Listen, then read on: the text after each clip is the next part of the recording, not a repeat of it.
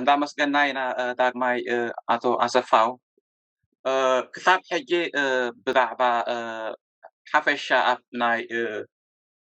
ገድሊ ብተጋድሎ ሓርነት ኤርትራ ሰውራዊ ባይቶ ተን ካልኦት ካብ ተጋድሎ ሓርነት ኤርትራ ዝወፃን ኢና ክንዕልል ፀኒሕና ሕጂ ኣብቲ ራብዓይ ክፋል ናትና ብቆንዲ ኣተኩሮ ናትና ናብ ሰልፊ ዲሞክራሲ ህዝቢ ኤርትራ ወይ ድማ ሰድኤ ኢፒዲፒ ዘተኮረ ይክኸውን እሞ ናብታ ቀዳመይቲ ሕቶ ክሰግር ብዛዕባ ድሕረ ባይታ ሰልፊ ዲሞክራሲ ህዝቢ ኤርትራ መዓስ እዩ ከም ሰልፊ ተተኺሉ ብኸመይን ስለምንታይን መነመን እዮም ከተምሰረቱ እንተትዕለና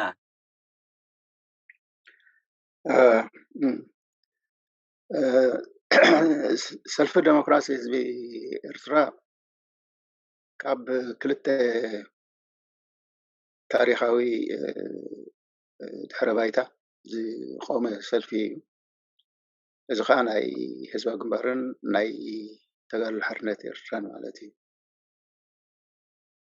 ስለዚ እዚ ውድብ እዚ ነቲ ዝነበረ መንደቕ ኣብ መንጎ ህዝባዊ ግንባርን ኣብ መንጎ ተጋድሎ ሓርነት ኤርትራን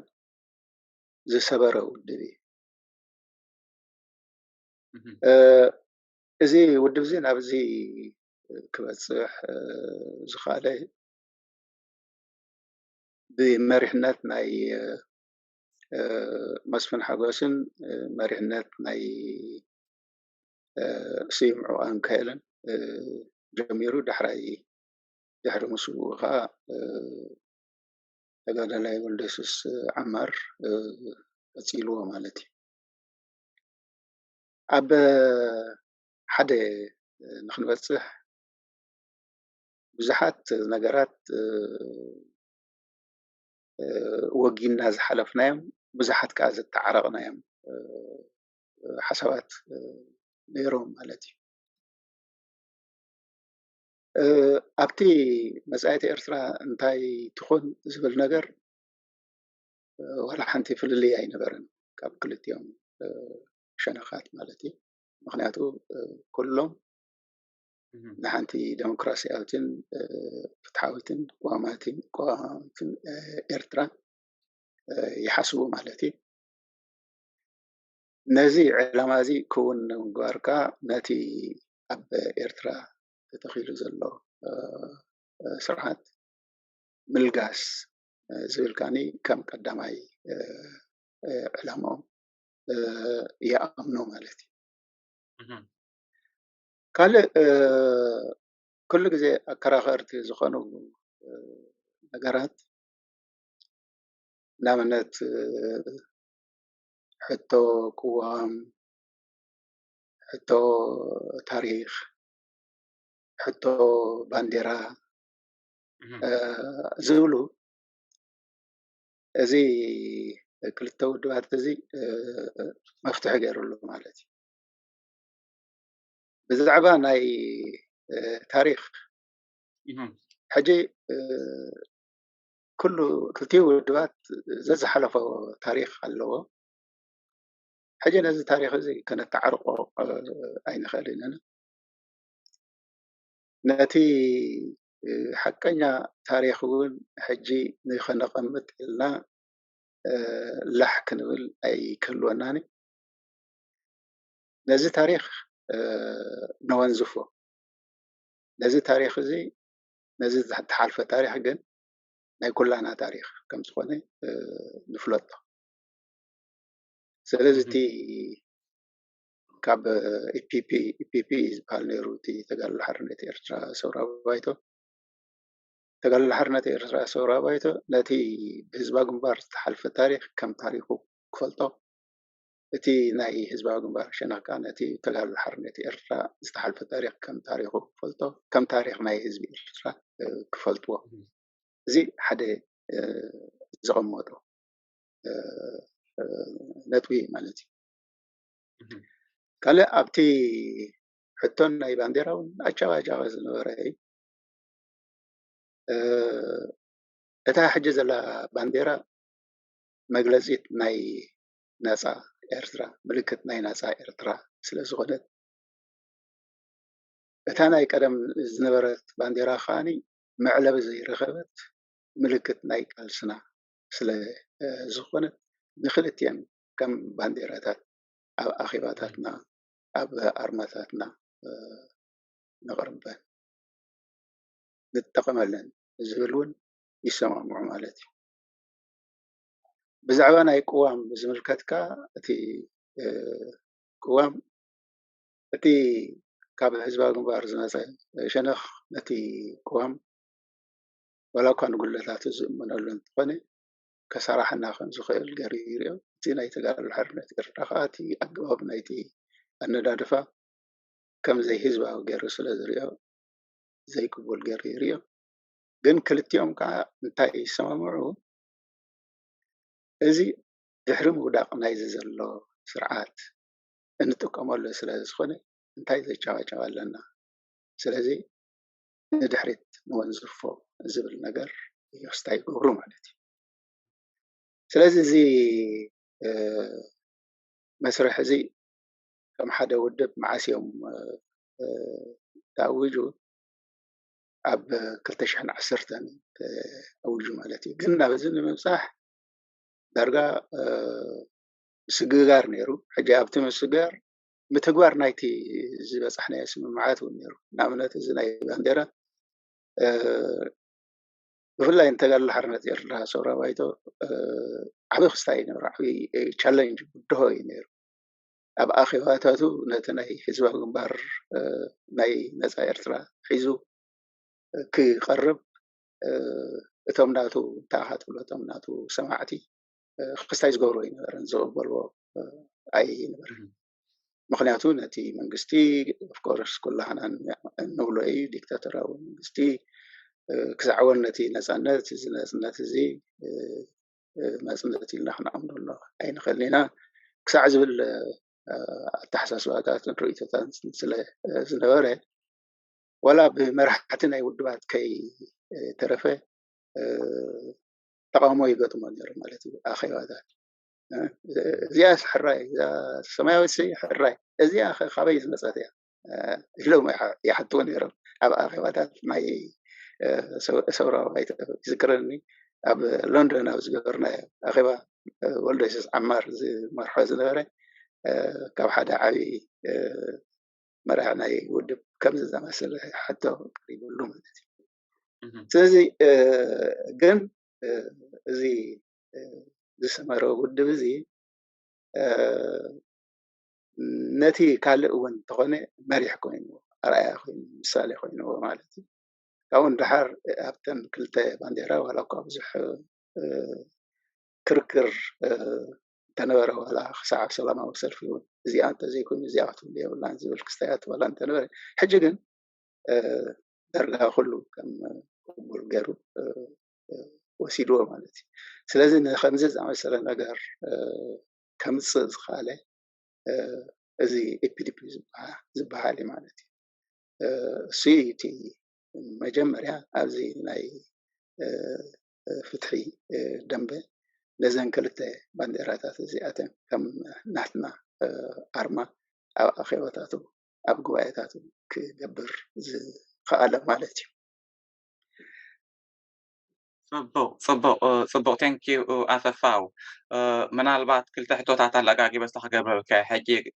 اي بي دي بي خم سلفي نتي تاريخنا تناظم صوب الدهوتات مالت نود سجري ناي كلتا عبيتي ودابيتات ابقد الارتراس تساطفو نتي كل تبدهوتات سجيرو خم نخلتيو سايد حقوفه ودب ويدما بوليتيكاو سلفيو حجتي مسرتاو علامه ناي اي بي دي بي مالتيو انتايو تي مولو نتي اب ኤርትራ ዘሎ ስርዓት አሊኻ ሱር በተኻው ዝኾነ ለውጢ ምምጻእ ድዩ ወይስ ድማ ጽገናዊ ለውጢ ምምጻእ እዩ ምስኣት ኣሳስር ቢልካ ድማ ኣብቲ ፖሊስን ስትራቴጂና ኢፒዲፒ ክትሳይ ኣብ ገለገለ ሕቶታት ኣብነት እንታይ ዓይነት ስርዓት መንግስቲ ክትከል ይደሊ ትሰልፊ ድሕሪ ምእላይቲ ዘሎ ናይ ውልቀ ምልኪ ስርዓት ጉዳይ ሕቶ መሬት ሕቶ ቁጠባዊ ፖሊሲ ወይ ድማ ስርዓት ኣብ ኤርትራ እቲ ዝምድናታት ንባዕሉ እቲ ኣህጉራዊ ዝምድናታት እነዚ ሕቶታት እዚ ብኸመይ ክምልሶ ምድላዋት ኣሎ ምክንያቱ ብዙሕ ግዜ እንታይ እዩ ዘሎ ኣለዋ ድየን ፖለቲካውያን ሰልፍታት ኣለዋ ድየን እንታይ እየን ክገብራ ዝደልያ ዝበሃል ሕቶታት ለጂትሜት ዝኾኑ ሕቶታት ይመጽ እዩ ኢፒዲፒ ድማ ዳርጋ እቲ ታሪክ ናቱ ክንሪኦ ከለና ናይ 40 ዓመት ዕድመ ዘለዎ ይኹን ኣብ 40 ዓመት ዝፀጋጋዕ ማለት እዩ ብድሕሪኡ ድማ ካብ ህዝባዊ ግንባር እውን ዝወፀ ሳይ ዝቆመ እዩ ነዚ ሕቶታት እዚ ብኸመይ ክምልሶ እዩ ብኸመይ ይምልሶ መጀመርያ ንሕና ዓላማ ኣለና እንዶ ዓላማና ከዓ ብፕሮግራም መልክዕና ክስታይ ገርና ኣቐሚጥና ማለት እዩ ካብቲ ፍሩይ ዓላማታትና እንታይ ተዳባል ኮይኑ ሓደ ወሰንነት ናይ ህዝቢ ምእማን ማለት እዩ ካልኣይ ልዕላውነት ናይ ኤርትራ ምዕቃብ ሳልሳይ ናይ ኣብዝሓ ሰልፍታት ስርዓት ምትካል ረብዓይ መሰል ሰብኣዊ መሰላት ክሕሎ እዚ ከዓ ናይ ምውዳብ ድዩ ናይ ምፅሓፍ መሰለት ዝታት ከሎ ካልእ ህዝብና ኣብቲ ልምዓታዊ ሃገር ክሳተፍን ኣብቲ ናቱ ፀጋታት ከዓ ብማዕረ ክጥቀምን ወዘተ ዝብሉ እዮም ማለት እዩ ሕጂ ነዚኦም ንሕና ከም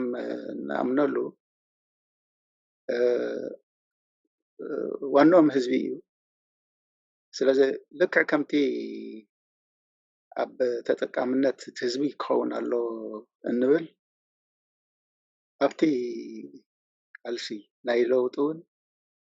እቲ ዋና እቲ ህዝቢ ክኸውን ኣሎ ዝብል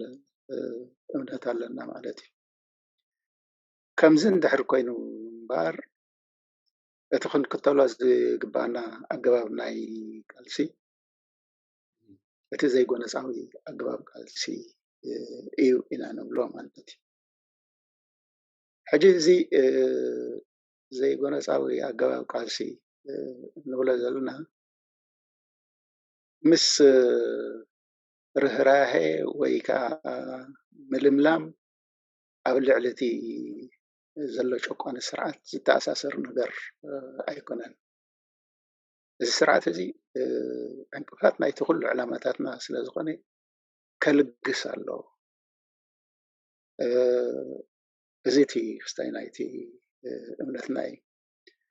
ግን እቲ ንብሎ ኣገባብ ኣቀላልሳ ህዝቢ ዋንኡ ዝገበረ ክኸውን ስለ ዘለዎ ህዝቢ ብምልኣት ክሳተፈሉ ዝኽእል ከዓ እቲ ዘይጎነፃዊ ኣገባብ ቃልሲ ማለት እዩ እዚ ክበሃል ከሎ ግን እቲ ቀንዲ መለለዩ ዘይጎነፃዊ ይኹን እምበር ኣብ ውሽጡ ጎነፃዊ ተምሳል ዘለዎ ስራሕት ኣይካየድን ማለት ኣይኮነን ውሽጡ ክህልዎ ይኽእል እዩ ማለት እዩ ግን እቲ መለለዩ እቲ ቀንዲ መለለዩ ግን እዚ ዘይጎነፃዊ ኣገባብ እዩ ሰለክቲቭ ኦፐሬሽን ሰምዚታት የብር ትኽእል ኢኻ እንደገና ዕጡቃት ዝኾኑ ጉጅለታት ሓልዮም ካውን ናይ ነፍሲ ምክልኻል መሰሎም ዝሕልውሉ ዕጥቂ ክፀሩ ይኽእሉ እዮም ስለዚ እቲ ዘይጎነፃዊ ንብሎ እቲ ቀንዲ መለለይ ናይቲ ቃልሲ እንተዘይኮይኑ ኣብ ውሽጡ ዓመፅ የብሉን ኣብ ውሽጡ ሞት የብሉን ማለት ኣይኮነን ስለዚ ብእምነትና ንሕና እዚ ኣገባብ እዚ ኣይተጠቐምናሉን ነቲ ህዝቢ ኣይወደድናዮን ኣይጎስጎስናዮን الحزبي نعرف العلة يقرنا الحزبي زي مؤسسنات كريئي أي قرنا امبر زي كله ملينا كنجورو انت نخيل زي سرعات زي حدا معلتون كصنح أي مخالا مالتي زيتي نأمن لي مالتي أتي استراتيجيكا وانت أحلك عبيت قندي حتوتات على هو بوليسي هو سمعك الله هو حجي كل جزء حزب زمان كله علامة سلزخانة ناي مريت حتى بزملكات نتحركين مريت ناي حزب خون الله إن نحن نقول مالتي مريت ناي حزب خون جواب ما حدا درا وقعت ستراكشر كاني زي ما أقول سرعة محمد حدار خون الله نقول مالتي أزي مستي مريتنا حزب خون الله زبل زتاساسر ጉዳይ ማለት እዩ እቲ ቅርፃ ከመይ ይኸውን ዝብል ክረአ ዝኽእል እዩ ድሕሪ እቲ ኮንስቲቱሽን ክስታይ ምግባሩ ምስናኡ ክረአ ይኽእል እዩ ማለት እዩ ብዓዲ ደረጃ ብወረዳ ደረጃ ብኣውራጃ ደረጃ ዲኻ ትገብሮ ዋላስ ካልእ ጂኦግራፊያዊ ወይ ካልእ ኣገዳሲ ዝበሃል ክስታይ ነገር ማለት እዩ ኢኻ ትገብሮ እዚ ክረአ ዝኽእል እዩ ግን እቲ ዘይምኩል ስርዓተ ምምሕዳር ሃልዩ እተን ኣሕድታት ወይ ከዓ እተን ምሕዳራት ናተን ኣመራርሓ ክህልወን ናተን ስልጣን ክህልወን ብስልጣነን መሰረት ከዓ ምስቲ ናይ ማእከላይ መንግስቲ መደባት ብዘይ ፃረር መንገዲ መደባተን ሰሪዐን ክንቀሳቀሳ ዝኽእላ ክኸውን ኣሎ ዝብል እምነት ኣለና ማለት እዩ ካልእ ኣብቲ ናይ ምጣነ ሃብታዊ ፖሊሲ ዝምልከት እንተረኣ ኮይኑ ከዓ እቲ ናይ ነፃ ዕዳጋ ፖሊሲ ኢና ክስታይ ንገብር ንኽተል ማለት እዩ እዚ ይኹን እምበር ንሕና ንውግኖ ክስታይ ኣለና ንውግኖ ክሸነኽ ኣለና እሱ ከዓ ነቶም ሰዓት ወይ ከዓ ነቶም ጉዱላት ክኸውን ዝኽእል ፖሊሲታት እውን ክተኣታተው ኣለዎ ዝብል ክስታይ ኣለና ዝብል እምነት ኣለና ምድጓም እቲ ዝተወፅዐ ክፍልታት ናይቲ ሕብረተሰብ ማለት እዩ ስለዚ እቲ ብዙሕነት ናይ ኤርትራ ክንብል ከለና ጥራይ ኣብቲ ቋንቋዊ ሃይማኖታዊ ባህላዊ ዘይኮነስ ኣብቲ ናይ ምጣነ ሃብታዊ ሸነኽ ክንርኢ ከለና እውን ዘይተመጣጠነ ምጣነ ሃብታዊ ምዕባለ ኣብ ኤርትራ ከም ዘሎ ኢና ክስታይ ንገብር ንርዳእ ማለት እዩ ዘይተመጣጠነ ናይ ትምህርቲ ዝርጋሐ ከም ዘሎ ኢና ክስታይ ንገብር ንርዳእ ማለት እዩ ስለዚ እዚ ከዓ ኣድረስድ ክኸውን ዝግብኦ ምዃኑ ካብ ንሪኦም ጉዳያት እዩ ኣብ ናይ ቋንቋ ብዝምልከት ኢፒዲፒ ክልተ ናይ ስራሕ ቋንቋታት ወይ ከዓ ኦፊሻል ቋንቋታት ክህሉ ከም ዘለዎ ንሳቶም ከዓ ትግርኛን ዓረብኛን ምዃኖም ከም እምነት ዝኾነ ይኹን ቋንቋ ንክምዕብል ደገፍቱ ከም ምዃንና ዝውን ኣሎ ማለት እዩ ከምኡ እውን ብቋንቋ ዝመሃር ዝብል እንተደኣ ክህሉ ኮይኑ እዚ መሰል እዚ ክህልዎ ከም ዝግባእ እውን ካብ ንሪኦ ጉዳያት እዩ ማለት እዩ ፅቡቅ እንዳመስገና ኢና ኣሰፋው ምናልባት እዚ ብዛዕባ እቲ ፖለቲካዊ ፕሮግራም ናይ ኢፒዲፒ ኣብ ከተተግብሮ ኣብ ግብሪ ከተተግብሮ ከለኻ ከጓጥሙ ዝኽእሉ ብድሆታት ንባዕሉ እውን ኣፀቢቕና ኣስፊሕና ክንዕልለሉ ነብሱ ዝኽኣለ ኣርእስቲ ስለ ዝኾነ ተስፋ ገብር ኣብ ካልእ ግዜ ክምለሳ ኢና ነዛ ናይ ፖለቲካዊ ፕሮግራም ትበሃል ማለት እዩ ሕጂ ናብ ሰጊርና ሕፅረት ግዜ ስለ ዘለና ናብኡ ውሽጢ ኣትየ ክሓተካ ኣይኮንኩን ሕጂ ናብ ካልእ ሕቶ ክንሰግር ኢና ግን ተስፋ ገብር ግዜ ክትበና ካብ ካልእ እዋን ክትመባፅዓልና ኣብዚ ኣፀቢቕና ክንዕልል ማለት እዩ እዚ ፖለቲካዊ ፕሮግራም ካብዛ ሓሊፈ ካልእ ሕቶ ዘላትኒ ምዚ ዘሎ ኩነታት ህልው ኩነታት ማለት እዩ ርክባት ናይ ኢፒዲፒ ምስ ካልኦት ሃገራውያን ኤርትራውያን ውዳቤታት ፖለቲካውያን ውድባት ይኹና ሲቪክ ሶሳይቲ ሶሻል ሙቭመንትስ ከምኡ እውን ምስ ናይ ወፃኢ ናይ ካልኦት ሃገራት ፖለቲካውያን ሓይልታት ወይ ድማ ሰልፍታት እንታይ ይመስል እቲ ርክባት ንምንታይ ኢና ኸ ሓደ ስሙር ሓያል ዝኾነ ኤርትራዊ ፖለቲካዊ ምንቅስቃስ ወይ ውዳቤ ክንርኢ ዘይከኣልና ምስቲ ንኤርትራ ጋጢምዋ ዘሎ ብድሆታት ኣብ ግምት ብምእታው ኢፒዲፒ ማለት ናይ ዓወት ስትራቴጂ ኢሉ ዘቐመጦም ካብ ቀደም ማለት እዩ ኣለዎ እሱ ከዓ ሓደ ውሽጣዊ ዓቕምኻ ምድልዳልን ምስፋፍን ምብቃዕን ዝብል ኣለዎ ማለት እዩ ምክንያቱ ሓደ ተቃዋማይ ንዕላማታቱ ብቑዕ ክኸውን እንተዳ ኮይኑ ነቲ ኣብ መጻኢቲ ኤርትራ ክዝውተር ኣለዎ ዝብሎ ኣሰራርሓ ኣካይዳ እንተዳ ክበቅዕ ኮይኑ ሎሚ ኣብ ዘሎ ኮይኑ ነዚ ከዘውትሮ ኣለዎ እዚ ስለ ዝኾነ ኢፒዲፒ ነዚ ክስታይ ይገብረሉ ይሰርሓሉ ማለት እዩ ናይ ውሽጡ ናይ ምምዕራይ ናይ ምምዕባል ስራሓት ይካየድ ማለት እዩ እዚ እቲ ሓደ ካልኣይ ምስ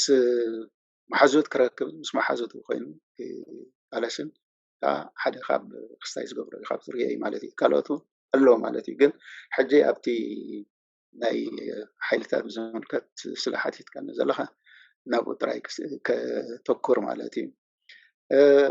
ንናይ ሓድነት ጉዳይ ብክልተ መዳይ ክስታይ ዝገብሩ ብክልተ ደረጃታት እዩ ዝርኦ ማለት እዩ ክልተ ሌቨልስ ኣለዎ ማለት እዩ ሓደ ኣብ ሓደ ውድብ ናይ ምጥቕላል መስርሕ እቲ ካልኣይ ከዓኒ ምስኡ ከሰራሐካ ዝኽእል ሓሳባት ወይ ከዓ መደባት ሒዝካ በብዘለኻዮ ናይ ምስራሕ ጉዳይ ኣሎ ማለት እዩ ዋላ ሳለሳይ ደረጃ እውን ናይ ፒስፉል ብሰላም ከይተፀራረፍካን ከይተሓራረምካን እትኸደሉ ዝምድና ምፍጣር ዝብል እውን ኣሎ ማለት እዩ ሰለስተ ደረጃታት ኣሎ ማለት እዩ ስለዚ እቲ ቀዳማይ ደረጃ ናብ ሓደ ውድብ ናይ ምምፃእ ዝብል ኣብዚ ዝሓለፈ 2 ዓመት ምስ ክልተ ውድባት ስምረት ገይሩ ሓድነት ገይሩ ማለት እዩ ሓደ ምስቲ ሃገራዊ ፍትሒ ኣይመን ሕድሪ ዝብሎ ሓደ ከዓ ምስ ዲሞክራሲያዊ ምንቅስቃስ ኤርትራ ዝብሎ ኣብ 2019 ኣብ 2020 እዚኦም ክልተ እዚኣቶም ኣብ ሓደ ውድብ መፅኡ ማለት እዩ እቲ ካልኣይ ፅፍሒ ዝኸዶ ከዓ እቲ ምስ ኩሎም ፖለቲካዊ ሓይልታት ኤርትራ ኣብ ሓደ ንምምፃእ ዝግበር ፃዕሪ እዩ ነዚኦም ከዓኒ እቲ ስራሕ ክስታይ ኮይኑሎ ተፀሚዱሉ ይኸደሉ ኣሎ ማለት እዩ ዋላ እኳ ኣብቲ ጉዕዞ ክንደቲ ክኸዶ ዝግብኦ ይኸይድ እንተዘይሃሎ እቲ ምፅማድ ተታሒዙሎ ማለት እዩ ኣብዚ መስርሕ እዚ እውን እዚ ናይ ግሎባል ይኣክል እውን ተፀሚርዎ ኣሎ ማለት እዩ ስለዚ ሰልፊ ዴሞክራሲ ህዝቢ ኤርትራ ነዚ ብልቢ ክስታይ ይኮነሉ ይሰርሓሉ ኣሎ ኩሉ በቲ ክንድቲ ዝሰርሖ ክሰርሕ እንተኽኢሉ ኣብ ሓደ ነጥቢ ክብፃሕ ከም ዝኽእል ይርዳን ማለት እዩ ስለዚ ኣብዚ መስርሕ እዚ ناي مقتات زي كونس ناي مسحاب كلمة كونكا مخاد مسرح كم زلوا يعني ردان مالتي وخلا زرروا أنت مالتي بلبي يسرح له نزي استايز نزي مسرح زي نزي قداي زي زي مثل أقول لك هيكون مسكالوت زوا حيلتات قليل كانوا هو مسكالوت زوا حيلتات بملكات دحري كوينو ما لسي أبزي زوانا بفلا حجي تي مدرخ ستايجر وزلو عبليل وزلو زي أب تجراي زخير زلو نجاري زي أبزي بزملكات ندحر كوينو إفليبي كاب هاجراوي تغمتات بمبقاس أتي كخون زخل مرقصات حيزو يخيد عنه مالتي زي إثيوبيا تخصيت زلو وق نعوم زملكات وقي قنت ناي إرترا منقستي أو سلازعاتوي نحنا من أما عدينا هنرئي زلنا نقر كوينو أي يرأينا مالتي سياسة زعتوه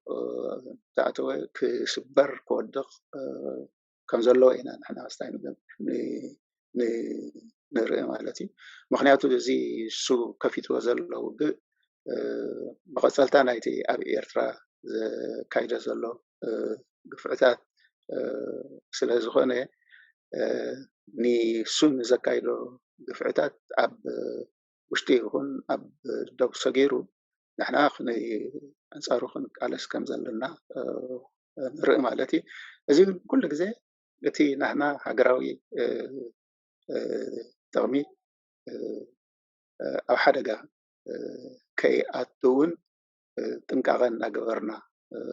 كنكيد كم زلنا هنا نرئي مالتي ስለዚ ናይ ኢሳያስ ምስዓር ንዓና እቲ ቀዳማይ ዕላማ እዩ ንዓና እቲ ቀዳማይ ፀላኢና ከዓኒ ኢሳያስን ጉጅሉን ምኳኑ ኢና ንርኢ እቲ ዕላማ ንፁር እዩ እቲ ኣሰራርዓ ናይ ሓይልታት እውን ንዓና ንፁር እዩ ማለት እዩ ስለዚ ልዕሊ ኢሳያስ ዝመፅእ ፀላኢ منا يلا سياستي نقال صني سياس كودق بمخانو مسكالوت شنخات ني هاجرنان ني لعلاونتان زي قد كما حازنان تقراربنان كنكودو خمس حلوانا ينا نردا مالتي ብዙሕ እንዳመስገና ኢና ኣሰፋ እቲ ራብዓይ ክፋል ሕቶታት ትወዲኡ ኣለኹና